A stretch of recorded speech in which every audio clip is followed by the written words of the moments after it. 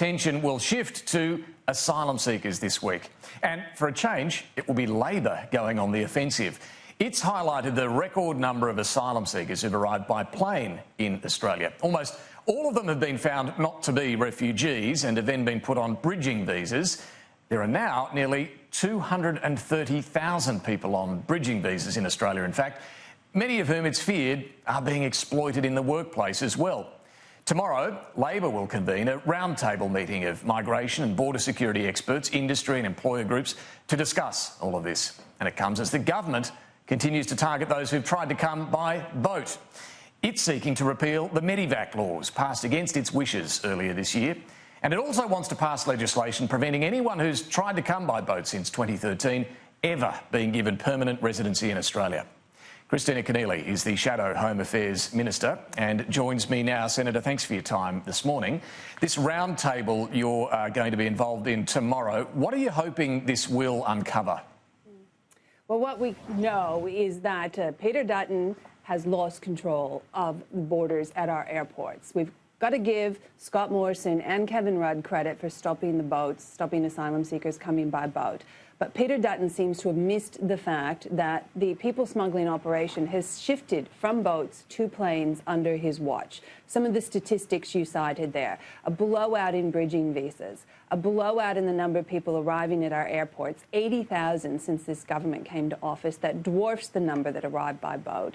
As you say, 90% of these people are found not to be refugees, but they are coming largely from Malaysia and China. They are being sent here by criminal syndicates and illegal labour hire companies. They come on legal visas. They are made often to apply for asylum, knowing that they'll be put on a 2 to 3 year bridging visa. And then they are sent to work in exploitative conditions. And what we want to do with this roundtable is take a role that really the government should be taking, which is to start to define the problem, and to identify solutions. This is not a new problem, David. The issue of airplane arrivals spiking has happened from time to time over the past few decades, and when it has, the government has always jumped on it. Now what we see is this massive blowout in processing times in the Department of Home Affairs, which creates an opportunity for people smugglers to send people here and then send them off to work in quite exploitative, sometimes slavery-like conditions in fields like horticulture, hospitality, and quite distressingly in sexual servitude. So we wanted to try to define the problem and start to identify some solutions.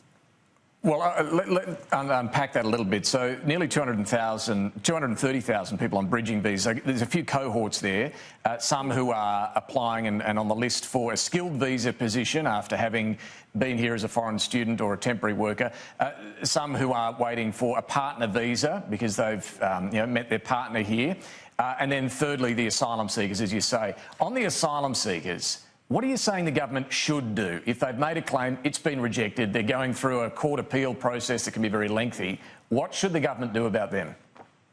The government has, through its cuts to Home Affairs and its neglect of really a customer service focus within the immigration function of the Department of Home Affairs, presided over massive blowouts. It's diversion of resources and a diversion of focus. And you know, this may well be quite a worrying sign following the merger of Home Affairs and Immigration. That is a securitization of the Department of Home Affairs, leading to this blowout, as you say, in partner visas, in citizenship applications, and in assessing asylum claims. And it's precisely this blowout that the criminal syndicates are taking advantage of. It's not that the laws are flawed. It is, in fact, that the department is not adequately resourced and has not put a focus on processing applications in a timely manner. The Auditor General has identified this as a significant problem. If you're saying it's not the problem of laws that need changing, it's resourcing the department better, so giving the department more staff, more money to deal with this. Again, with the asylum claims, what would that change? If these are people who are going through a court appeal process, what can the department, even with more resources, do about that? Well, there are a couple of things there, David. One, you are correct to identify that the Administrative Appeals Tribunal is also backlogged and is also failing to keep up. The department's had a $300 million cut, and the department has has changed its focus. It has really become quite focused on securitization.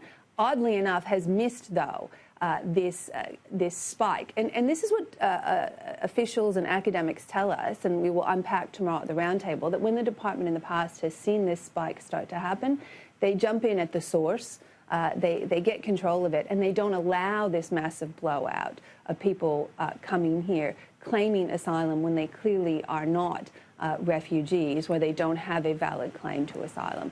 It's that kind of work on ground in source countries as well that the department is not doing.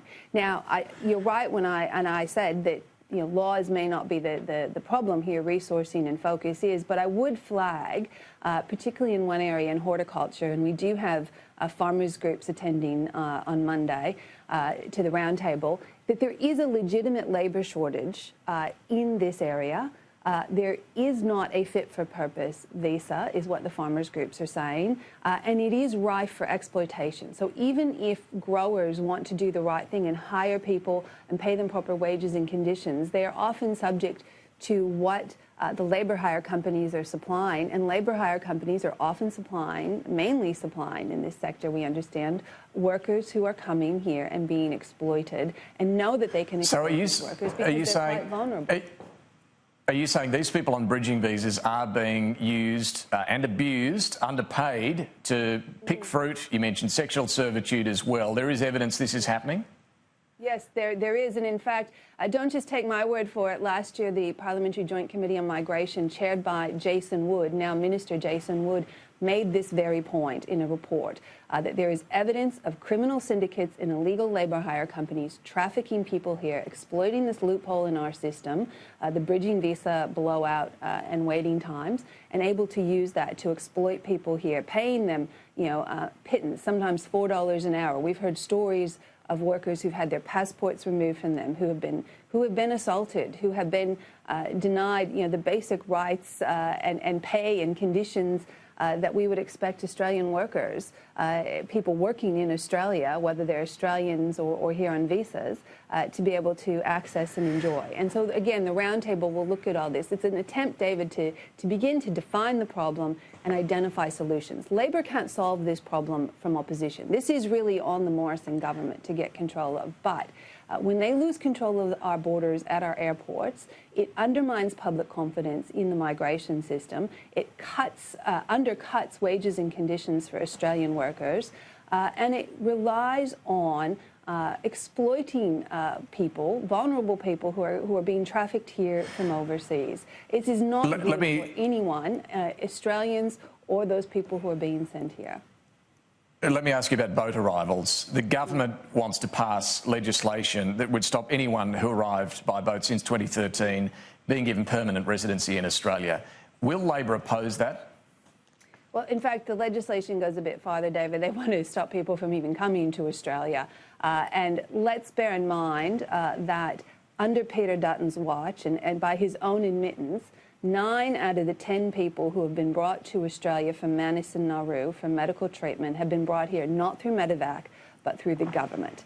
So we now have nearly 1,000 people in Australia. They're either here for medical treatment or they're here with family members who are receiving medical treatment. Peter Dutton has got this in limbo. And this bill, sorry to interrupt, this bill would stop them being given permanent residency is the point. Are you saying Labor will oppose that?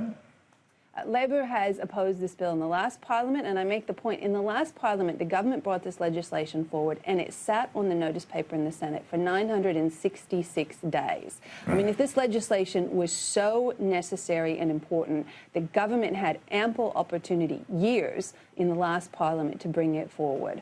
This is a government about to celebrate under Scott Morrison his first anniversary, and they've got all the wrong priorities. Here they are fighting the Medevac legislation, trying to get that repealed when it's helped about 130 people get medical treatment. Well, I'll come to that. I'll come to Medevac in just a moment. But, sorry, just to pick up on this point about whether those who have been brought here already on medical evacuations or accompanying someone for a medical evacuation, as you say, around 1,000 of them now from Manus and Nauru here. By Peter Dutton, not through Medevac. OK. No, indeed, that's what I'm saying, medical evacuations under the government system and a small number under Medevac. If you're saying they should not pass this bill denying them permanent residency, they're in limbo. Do you think they should be given permanent now. residency? They're in limbo now. And, David, this is a matter for the government to resolve. No, but what do you think? Should they be given permanent residency? Make this point, David. It's not just about these 1,000 people. This is anyone. This legislation would bar someone who has been settled in New Zealand from ever coming here from a holiday. This legislation. So what do you think? Should they be given permanent residency in Australia? Well, no, this is not. This is a problem that Peter Dutton has to solve. He brought these people here. He now. But you needs can to answer find a this durable question. solution. To be fair, I mean, you're saying there's a problem with this bill. You say they are in limbo. But it's a pretty simple answer. Should they be given permanent residency? This bill is broader. You know what? This is a problem for Peter Dutton to solve, David. I don't know if you noticed, but at the last election, Labor did not win the election. Labor has been calling on the government for years now to find a durable solution to the people on Manus and Nauru. Now, and those people who have been able to get offers from the United States, I strongly urge them to take them up. It is my understanding there's a small cohort of that group who are in Australia now who have offers from the US, and I urge them to take them up. Labor supports Operation Sovereign Borders, strongly supports it. But this legislation... But you're also open to... Are you open to allowing them to stay here permanently? Are you open to allowing them to stay here permanently? We are open to talking to the government, as we did before the election, about this legislation if the government were to take up the New Zealand offer. If the government took up the New Zealand offer before the election, Labor made an offer to support this legislation if the government took up the New Zealand offer to find a durable solution for these people. The government refused to do that. And now they have the problem of 1,000 people who are here that they have to solve. Can I turn to Cardinal George Pell? Kristina Keneally, you're you have been a prominent commentator on the Catholic Church for some time. What have you made of him losing his appeal on Wednesday, and the fact that hasn't really settled the matter, at least for some? David, the first thing I want to say is that I know that for not just the victim in the Cardinal Pell case, but for victims of child sexual abuse, particularly at the hands of the Catholic Church, this has been a really tough period, and my thoughts are with them, and my heart breaks for them at the public conversation that is being had right now. And I make these comments not so much as a Labor senator, but as a Catholic and someone who had her entire pre-parliamentary career in the Catholic Church. I have to say, I am gobsmacked by the comments of people like Archbishop Peter Comensoli, who despite the fact that Cardinal Pell has been investigated by the police, assessed by a magistrate, had a guilty verdict by a jury, has had his appeal rejected by the court, Archbishop Peter Comensoli has decided of his own volition that he can substitute his judgment as judge and jury and decide that this is a case of mistaken identity. And those people, those commentators and some media outlets who are cheering him on and who are continuing to argue this case, I mean, conservatives are meant to respect institutions and value them, and yet here we have people disregarding the rule of law, disregarding our court system, and deciding just because they might know Cardinal Pell that they know what has happened. Now, I acknowledge the Cardinal has another appeal option, and he may yet take that up, and I don't begrudge him if he decides to do that. But the type of commentary that we've seen from people like Bishop Comensoli really goes to the heart of why victims of child sexual abuse have really struggled for so many years to speak up, because there's a fear they won't be believed, there's a fear that they will be excoriated. There is this disconnect, which I know that Peter Comensoli and others in the Catholic Church and our leadership of the Church, between what has happened to thousands of victims and how they're reacting today. It's distressing. Let me ask you on Archbishop Comensoli, the Archbishop of Melbourne's also said in relation to a bill before the Victorian Parliament that would make it mandatory for priests to report suspected child abuse to authorities. He said he would rather go to jail than break the seal of confession. In other words, he would not tell police if someone confessed to him that a child had been sexually abused. What do you say to that? Here we have an archbishop just declaring he is going to break the law rather than report a child sexual abuse that is revealed to him in the confessional. I can't understand how he can stand in front of the Australian people and make that statement, given all the evidence that's come out of the Royal Commission in relation to the Catholic Church and child sexual abuse. But I'm also look at this, David, and I think of all the furor that happened when Sally McManus said she would be willing to break an unjust law to stand up for the rights of working people, and the near meltdown that happened in some of our media outlets. And I think, where is this outlet? Where is this outrage here? Where is the furor here? Bishop Comensoli has said he will break the Victorian law rather than report child sexual abuse. I can't support that. I can't understand how a leader of the church would stand up and make that statement, and I don't understand in our wider community, and particularly within some of the commentariat, why there isn't the same level of condemnation for him that there was for people like Sally McManus when she made her statement. It's a double standard, if you ask me. And quite frankly, again, for Catholics, this has been quite a distressing period. Okay, just a quick one finally. Before we go, at the G7, the Prime Minister's just announced a change to stop the live streaming of terror incidents on notorious sites like 4chan, 8chan and so on, as happened in the Christchurch attack. The E-Safety Commissioner would order telcos to block them. Labor support that? Look, on the basis of what we've seen in the media today, we haven't been briefed on this. This seems like a sensible measure and a welcome one. What we do know from evidence that's come before the Parliamentary Joint Committee on Intelligence and Security is that this is a complex problem. People don't, while there's a lot of focus on lone wolves, people don't get radicalised on their own. They do get radicalised in a community, and that is often online. But there is some risk here. I mean, some people in these chat rooms, and they like the idea of being banned. It's almost like a form of e-martyrdom, so that's a risk that has to be managed. But I think overall, this is the right step for the government to take, and we would welcome it. But we would encourage them to continue to work with the Intelligence Committee because we're hearing lots of evidence about use of video games and chat rooms there and other ways that people are being radicalised and recruited both from far-right and Islamic extremism online.